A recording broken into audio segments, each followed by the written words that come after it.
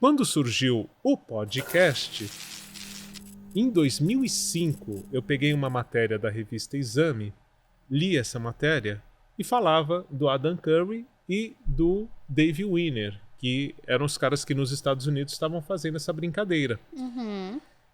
E quando eu li aquilo, eu falei, peraí, rádio na internet com liberdade, sem pensar em duração, sem pensar em... Enfim, fazendo o que bem entendesse, eu resolvi criar.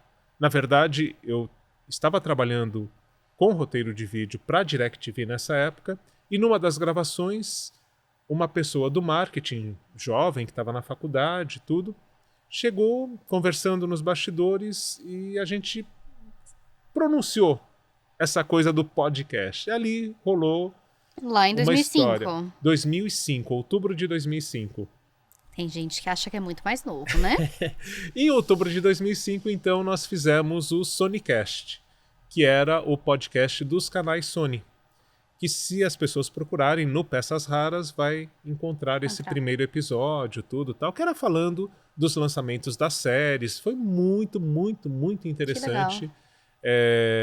A gente não tinha um estúdio, eu estava nessa época com a minha namorada, que depois virou minha esposa, a mãe do meu filho. Hoje nós somos separados, mas nós criamos uma empresa de produção de podcasts.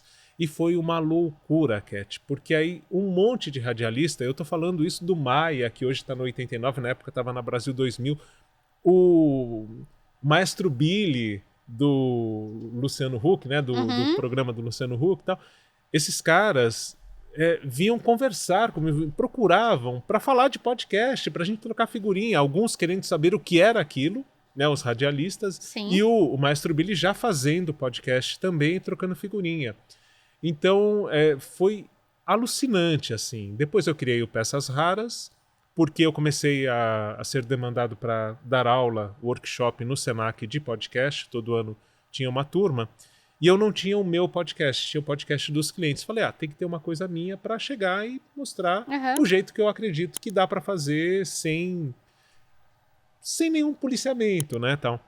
E o Peças Raras, que eu mantenho até hoje, lógico, não é ininterruptamente, eu parei algumas fases, depende do que eu estava fazendo na vida, mas o Peças Raras, em 2006, ele ficou em primeiro lugar nos podcasts ouvidos no Brasil inteiro. Caraca, primeiro que lugar do Brasil. Eu tenho isso printado, então eu guardei. Tá aqui o print, eu vou mostrar pra vocês. Tem uma pessoa que era dona da empresa, que era Podcast One, que tem ali, eu dava 50% de audiência do site. Imagina um YouTube de podcasts, lógico, tinham talvez 60 produtores de podcast na época.